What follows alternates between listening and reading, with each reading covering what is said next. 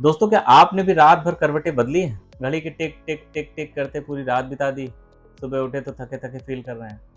अगर आपने ऐसा एक्सपीरियंस किया है तो आप अकेले नहीं हैं। आज हम बात करेंगे कि ऐसी समस्या के बारे में जो धीरे धीरे हमारी सोसाइटी को अंदर से खोखला किए जा रही है। स्लीपलेसनेस, इंसोम्निया यानी अनिद्रा। दोस्तों, मैं हूं डॉक्टर अमित श्रीवास्तव। पिछले 15 सालों से लखनऊ में होम्योपैथी की प्रैक्टिस कर रहा हूं। स्वागत करता हूं आपका अपने YouTube channel global homeopathic clinic and research centre. तो चलिए वीडियो को शुरू करते हैं।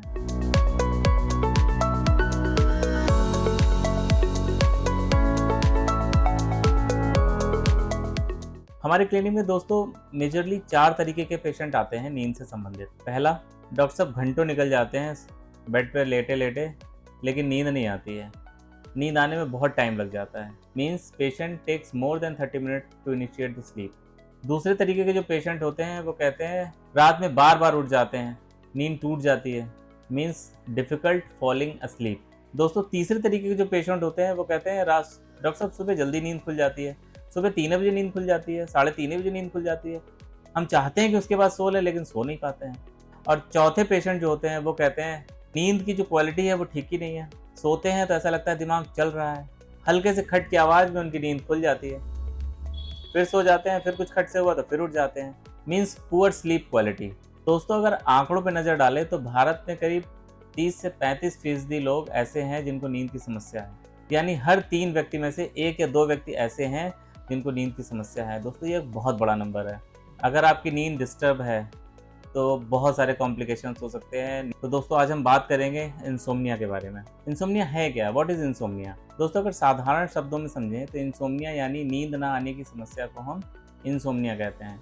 अगर हम सो तो गए हैं लेकिन क्वालिटी ऑफ स्लीप अच्छी नहीं है, टूट टूट के नींद आ रही है, हम सुबह जल्दी उठ जा रहे हैं, सुबह उठने के बाद हमको अच्छा फील नहीं हो रहा है, हमें अपने काम में एनर्जी फील नहीं हो रही है, अपनी बॉडी के अंदर एनर्जी फील नहीं हो रही है। तो ये सारे सिम्टम्स अगर हम फील कर रहे हैं तो इसका मतलब है कि हम इंसोम्निया से सफ़र कर रहे हैं। दोस्तों, ये कोई 1-2 दिन की प्रॉब्लम नहीं है। अगर 1-2 दिन की प्रॉब्लम है तब तो कोई प्रॉब्लम ही नहीं है। लेकिन अगर ये महीनों और सालों में कन्वर्ट हो जाती है तो सीरियसली ये एक सीरियस इशू है और इसको हल्के में लेने की ज़रूरत नहीं है। दोस्तों, कुछ कॉमन सिम्टम्स होते हैं इंसोम्निया के। इंसोम्निया मतलब खाली नींद ना आना ही एक समस्या नहीं है। नींद ना आने के साथ साथ भी और बहुत सारे सिम्टम्स होते हैं जो इंसोम्निया से जुड़े होते हैं। जैसे सोने में मुश्किल होना, बिस्तर पर लंबे समय तक लेटने के बाद भी हमको नींद नहीं आ रही है, रात में बार बार जाग जाना, सोने गए, आधे घंटे सोए फिर जग गए, फिर 1 घंटे सोए फिर जग गए, फिर 15 मिनट आधे घंटे सोए फिर जग गए, सुबह जल्दी उठ जाना। रात में तो सो गए जल्दी, लेकिन सुबह भी हम जल्दी उठ गए, पता चला 3 बजे उठ गए। रात में 1 बजे सोए, 3 बजे उठ गए, रात में 12 बजे सोए, 4 बजे उठ गए। उसके बाद हम फिर सो ही नहीं पा रहे हैं। नींद के बाद भी अपने आप को थका हुआ महसूस करना, पता चला 6 घंटे की नींद तो लिए हैं, लेकिन सुबह उठे हैं तो ऐसा लग रहा है कि यार और सो लें, कुछ अच्छा ही नहीं लग रहा है। दिन भर थकान और लो एनर्जी फील करते रहना, काम में मन ही नहीं लग रहा है, थोड़ा सा काम भी बोझ लगने लग रहा है। याददाश्त कमजोर हो जाना, अगर हम प्रॉपर नींद नहीं ले रहे हैं तो उसकी वजह से धीरे धीरे हो करके हमारी मेमोरी वीक होने लगती है। चिड़चिड़ापन और मूड में बदलाव, अगर प्रॉपर नींद नहीं ले रहे हैं तो छोटी छोटी बात पे हम इरिटेट होने लगते हैं, एंगर बढ़ जाता है, एंग्जाइटी बढ़ जाती है। गलतियां करना और उसका एहसास भी ना होना, गाड़ी चला रहे हैं, कंसंट्रेशन ही नहीं हो रहा है, कभी ब्रेक पे पैर चला गया, कभी एक्सेलरेट कर दिया। किसी मशीनरी का काम अगर हम कर रहे हैं तो पता चला उसमें भी गड़बड़ी कर रहे हैं। तो ये जो सिम्टम्स हैं ये सारे इंसोम्निया के साथ एसोसिएटेड सिम्टम होते हैं। खाली नींद नहीं आ रही होती तब तो कोई समस्या नहीं, लेकिन अगर इनमें से कोई सिम्टम होती है तो प्रॉब्लम धीरे धीरे करके बढ़ने लगती है। दोस्तों, आइए समझते हैं मेन कॉज ऑफ इंसोम्निया क्या होते हैं। क्या ऐसे फैक्टर्स हैं जो हमारी नींद को प्रभावित करते हैं, जिसमें पहला है हमारा स्ट्रेस एंड एंग्जाइटी। जी हाँ, अगर हम तनाव में हैं, किसी चीज़ को लेके चिंतित हैं, एंग्जियस हैं, तो ज़्यादा चांस है कि हमको नींद की समस्या होगी। हम किसी चीज़ को लेके परेशान हैं तो जाहिर सी बात है उस चीज़ पे अगर हम फोकस कर रहे हैं तो नींद हमारी डिस्टर्ब होएगी। तो दोस्तों, अगर आप एंग्जाइटी और डिप्रेशन को अच्छे से समझना चाहते हैं तो ऊपर आई बटन में उस वीडियो का लिंक है, आप चाहें तो चेकआउट कर सकते हैं। नेक्स्ट पॉइंट है हमारा depression. Depression is directly related to insomnia. अगर हमको डिप्रेशन है तो हमारी नींद की क्वालिटी और नींद की क्वांटिटी दोनों कम हो जाएगी। इसी तरह अगर हमारी नींद की क्वालिटी और क्वांटिटी दोनों कम है तो भी हम धीरे धीरे करके डिप्रेशन में जा सकते हैं। तो depression and anxiety is directly linked to each other. कुछ हमारी लाइफ स्टाइल हैबिट्स हैं जिनकी वजह से हमको नींद की समस्या होती है, जिसमें पहला और मेन फैक्टर जो है इर्रेगुलर टाइम ऑफ स्लीप। हमारे सोने का समय ही निश्चित नहीं है। कभी हम रात में 8 बजे सो जाते हैं और कभी रात के 12-12 और 2-2 बज जाते हैं, हम नहीं सोते हैं। तो अगर इस तरीके की दिनचर्या हम फॉलो कर रहे हैं तो उसको इमीडिएट सुधारने की ज़रूरत है। दूसरा है देर रात तक मोबाइल और लैपटॉप या किसी गैजेट का यूज़ करना। गैजेट या मोबाइल से या लैपटॉप से निकली हुई ब्लू लाइट हमारे मेलाटोनिन के सिक्रीशन को कम करती है, उसके एक्शन को कम करती है, जिसकी वजह से हमारी स्लीप इंड्यूस नहीं हो पाती और हमको नींद नहीं आती। कैफीन या निकोटीन का इस्तेमाल ज़्यादा करना। दोस्तों रात में अगर हमने चाय, कॉफ़ी या किसी एनर्जी ड्रिंक का इस्तेमाल करना स्टार्ट कर दिया है तो भी ज़्यादा दिक्कत है, हमको नींद आने में समस्या होने लगती है। शराब का सेवन। शराब भले ही शुरू में ऐसा आपको फ़ील कराए कि शराब पीने के बाद हमको इमीडिएट नींद आ जाती है, लेकिन जब आप इसको लंबे समय तक यूज़ करते हैं तो धीरे-धीरे करके फिर आपकी यही स्लीपीनेस आपकी स्लीपलेसनेस में कन्वर्ट हो जाती है और फिर आपको नींद नहीं आती है। लो फिज़िकल एक्टिविटी। दिन भर हम बेड पे पड़े हुए हैं, फिर चाहते हैं कि हमको रात में नींद आ जाए, तो कैसे आएगी? दिन भर हमने कोई काम तो किया नहीं है, एक्टिविटी तो करी नहीं है, एनर्जी वेस्ट करी नहीं है, कैलोरी आउटपुट किया ही नहीं है, तो कैसे नींद आएगी? तो कुछ एक्टिविटी में आएँ ताकि आपकी नींद और सुधर जाए। इसी तरह दोस्तों कुछ मेडिकल कंडीशन होती हैं जिसमें हमको नींद की समस्या देखने को मिलती है। उसमें सबसे पहला और प्राइमरी जो सिम्पटम है दैट इज़ पेन। अगर हमको बॉडी में कहीं पेन है, किसी जॉइंट में पेन है, किसी कोई न्यूरोलॉजिकल पेन है या कोई एब्डोमिनल पेन है, तो उस सिचुएशन में भी हमको नींद नहीं आती है। दूसरा है अगर हमको कोई हार्ट की डिजीज़ है या कोई डायबिटीज़ है या कोई मेटाबॉलिक डिजीज़ है, इस तरीके की सिचुएशन में भी हमको नींद में कमी देखने को पाई गई। अगर हमको कोई सांस से रिलेटेड इशू है यानी स्लीप एप्निया है या सीओपीडी है या अस्थमा है, इस तरीके की सिचुएशन में भी देखते हैं कि पेशेंट नींद से सफ़र कर रहा होता है, यानी उसको नींद नहीं आ रही होती, यानी वो इंसोम्निया से सफ़र कर रहा होता है। कुछ पेट की समस्याएं होती हैं जैसे एसिडिटी या रिफ्लक्स की डिजीज़ होती है। जब हम लेटते हैं तो एसिडिटी की प्रॉब्लम बढ़ जाती है या रिफ्लक्स बढ़ जाता है, जिसकी वजह से पेशेंट एक्सपीरियंस करता है कि उसको नींद आने में समस्या हो रही है या डिस्कम्फर्ट की वजह से उसको नींद नहीं आती है। इसी तरह ओल्ड एज में कुछ प्रॉब्लम्स होती हैं जिसको हम पार्किंसनिज़्म या अल्जाइमर कहते हैं। इस तरीके के पेशेंट भी नींद ना आने की समस्या से जूझ रहे होते हैं, यानी वो इंसोम्निया से पीड़ित होते हैं। तो दोस्तों नेक्स्ट पॉइंट जो है वो है that is due to some medication. जैसे कुछ एंटी एलर्जिक दवाइयाँ होती हैं, कुछ डिप्रेशन की दवाइयाँ होती हैं, कुछ हार्ट डिजीज़ की बीमारियों की दवाइयाँ होती हैं, कुछ ब्लड प्रेशर की दवाइयाँ होती हैं, जो कुछ अस्थमा की दवाइयाँ होती हैं, जिनकी वजह से हमको इंसोम्निया डेवलप हो जाती है, that is drug induced insomnia.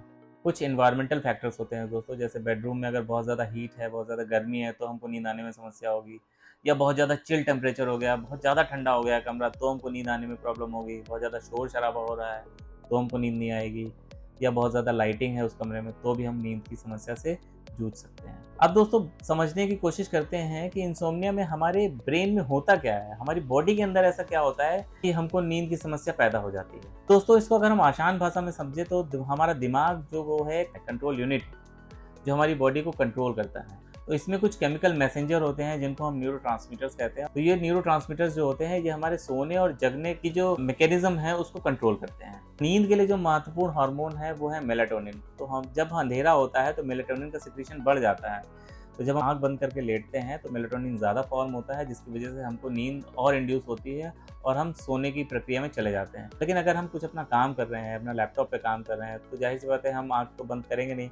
तो जब हम आँख बंद करेंगे नहीं तो अंधेरा होगा नहीं, अंधेरा होगा नहीं तो मेलाटोनिन का सिक्रीशन होगा नहीं, मेलाटोनिन का सिक्रीशन होगा नहीं तो हमको नींद कम आएगी और हम अपने आप को ड्राउज़ी फ़ील करेंगे लेकिन सो नहीं पाएँगे। इसी तरह गाबा जो दिमाग की एक्टिविटी को कम कर देता है, यानी गामा अमीनो ब्यूटारिक एसिड ये एक न्यूरोट्रांसमीटर है जो दिमाग की एक्टिविटी को कम कर देता है, जिसकी वजह से हमको ड्राउजीनेस फील होती है और हमको अच्छा फील होने लगता है और हम सो जाते हैं। अब इसी तरह जागने के लिए कुछ महत्वपूर्ण हार्मोन हाइपोक्रेटिन, ये हार्मोन हमें जगाने में या सतर्क रखने में हमारी हेल्प करते हैं। इसी तरह हिस्टामिन, नॉरएपिनेफ्रिन एंड सेरोटोनिन या डोपामिन जो हमारे दिमाग को सक्रिय रखने में महत्वपूर्ण भूमिका निभाते हैं और हमको जगाए रखने में मदद करते हैं।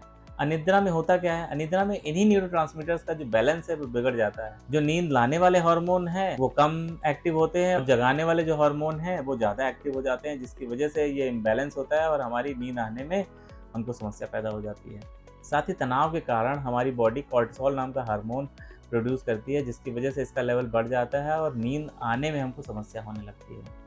कुल मिलाकर अगर हम समझें तो इंसोम्निया की कंडीशन में हमारा स्विच ऑफ होने वाला जो सिस्टम है वो प्रॉपर्ली वर्क नहीं करता है, जिसकी वजह से हमको नींद आने में समस्या होती है। तो इंसोम्निया की वजह से हमारे ऊपर क्या इम्पैक्ट पड़ेगा? तो नंबर 1 हमारी इम्यूनिटी पे बहुत ज़्यादा फ़र्क पड़ता है। अगर हम प्रॉपर स्लीप नहीं ले रहे हैं तो हमारी इम्यूनिटी धीरे-धीरे करके डाउन हो जाती है। हार्ट डिजीज़ेज़ का खतरा बढ़ने लगता है। स्लीप एप्निया जैसी कंडीशन डेवलप होने लगती है। डायबिटीज़ होने का खतरा बढ़ जाता है, हम ओवरवेट यानी ओबेस होने की तरफ बढ़ने लगते हैं, हमारा मानसिक स्वास्थ्य सबसे जल्दी डिस्टर्ब होता है, हम एंग्जाइटी में जाने लगते हैं, हम डिप्रेशन फील करने लगते हैं, इरिटेबल हो जाते हैं, लॉस ऑफ कंसंट्रेशन होता है, तो याद रखने में प्रॉब्लम होने लगती है। इसी तरह हमारा दैनिक जीवन का काम भी डिस्टर्ब होने लगता है, हमारे रिश्ते गड़बड़ होने लगते हैं। क्यों? Due to irritability. अगर हम बहुत ज़्यादा एंग्जियस हैं, बहुत ज़्यादा डिप्रेशन में हैं, तो रिलेशनशिप ख़राब होती है, बॉस के साथ रिलेशनशिप गड़बड़ हो जाती है। अब दोस्तों बात करते हैं मेडिकेशन के बारे में। तो जैसे मैं एक होम्योपैथिक फिजिशियन हूँ, तो होम्योपैथिक दवाइयों के बारे में ही बात करूँगा। लेकिन दवाइयों की बात करने से पहले मैं ये आपको ज़रूर बताना चाहूँगा कि किसी भी दवाई का सेवन किसी अच्छे होम्योपैथिक चिकित्सक की देख-रेख में ही करें। सेल्फ मेडिकेशन कभी ना करें, क्योंकि सेल्फ मेडिकेशन आपके लिए कभी बेनिफिशियल नहीं होता है, वो हमेशा आपको नुकसान ही देता है। इंसोम्निया के लिए कोई एक स्पेसिफिक मेडिसिन नहीं है। जब तक हम केस को नहीं समझेंगे, जब तक हम कारण को नहीं समझेंगे, जब तक हम उसकी एक्चुअल प्रॉब्लम को नहीं समझेंगे, तब तक मेडिकेशन हम नहीं स्टार्ट कर सकते हैं। लेकिन फिर भी जो मोस्टली बहुत ज़्यादा क्लिनिक में यूज़ करी जाती है, वो दवाई है पैसिफ्लोरा। इस दवाई की मदर टिंचर आपको लेनी है। 20-20 बूंद सुबह और शाम 2 बार आधा कप गुनगुने पानी में डाल के आपको पीनी है।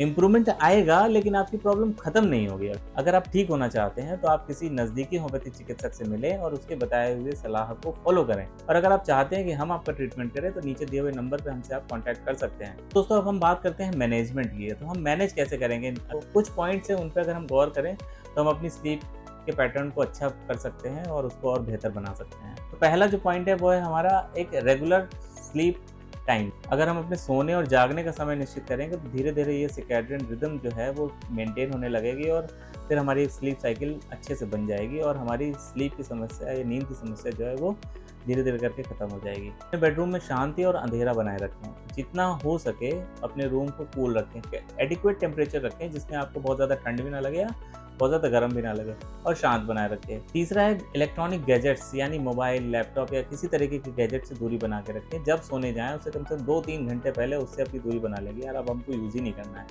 जितना ज़्यादा उनसे आप दूर रहेंगे, उतना ज़्यादा आप सेहतमंद रहेंगे। जो चौथा पॉइंट बता रहा हूँ दोस्तों, ये बहुत इंपॉर्टेंट है। बिस्तर का सही इस्तेमाल। बिस्तर का इस्तेमाल सिर्फ और सिर्फ सोने के लिए कीजिए। उस पे कभी बैठ के मत खाइए, उस पे कभी बैठ के मत पढ़िए, उस पे कभी मत खेलिए या उस पे कभी बैठ के मोबाइल या लैपटॉप यूज़ मत करिए। शाम को भारी खाना खाने से बचें। सोने से पहले कुछ हल्का खाएँ। सोने से कम 2 से 3 घंटे पहले अपनी डाइट कंप्लीट कर लें और रात में सोने से पहले कुछ लिक्विड डाइट आप ले सकते हैं, ताकि आपको नींद अच्छे से इंड्यूस हो जाए और आप अच्छे से सो सकें। शराब का सेवन सीमित करें या बंद करें। अगर आप एक ड्रिंकर हैं और छोड़ना चाहते हैं, डिस्क्रिप्शन में अल्कोहल से रिलेटेड वीडियो है, चाहें तो जाके चेकआउट कर सकते हैं। बहुत अच्छा होगा अगर आप इसे छोड़ दें, लेकिन अगर नहीं छोड़ पा रहे हैं तो उसको लिमिट करें, ताकि आपकी नींद की प्रॉब्लम भी धीरे धीरे करके इम्प्रूव हो। अगर आपको दिन में सोने की आदत है तो उससे बचें। अगर सोना ही है तो 15-20 मिनट एक पावर नैप ले लें, उसके बाद उठ के अपना काम धाम स्टार्ट कर दें। तो अगर आपने दिन में सोना स्टार्ट कर दिया तो जाहिर सी बात है रात में आपको नींद नहीं आएगी। तो दोस्तों आज के लिए बस इतना ही। उम्मीद करते हैं आपको वीडियो पसंद आया होगा। अगर अच्छा लगा है तो लाइक कर दें, और अगर आपको लगता है इस वीडियो की किसी को ज़रूरत है तो उसके साथ शेयर ज़रूर कर दें, और साथ में हमारे चैनल को सब्सक्राइब करना ना भूलें, ताकि आने वाले नेक्स्ट वीडियो का नोटिफिकेशन आपको प्रॉपर टाइम पे मिलता रहे। दोस्तों मिलते हैं नेक्स्ट वीडियो में, तब तक के लिए bye bye, take care, thank you so much.